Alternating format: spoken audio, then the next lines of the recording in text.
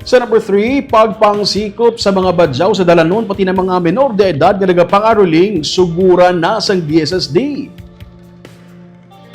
Nasugura na sang DSSD anti-mendicancy team ang surveillance sa mga lugar nga masamigin na hukmungan sang mga badjao nga karon amat-amat nga nagadamo sa syudad sa Bacolod. Sa video nga kuha ni Mike Balyados, makita ang pila ka mga pamatan-on nga badjao nga yara sa Center Island malapit sa flyover sa Barangay Bata sa Bacolod.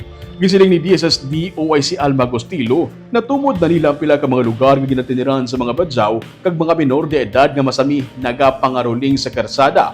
Pero kinahanglan nila mag-coordinate sa kapulisan agud masuguran nga mangin matawhay ang pagkuha sa mga badjao kag papauli sa ila. Ginadala sa youth home sa Barangay Vista Alegre ang mga badjao para sa profiling antes pa man sila ginasakay sa bus kag ginadulong balik sa Mindanao.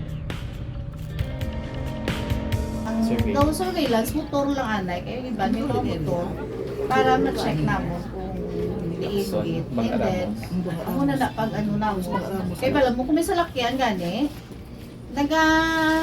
may salakyan nga halin sa gobyerno, kabalugid sila.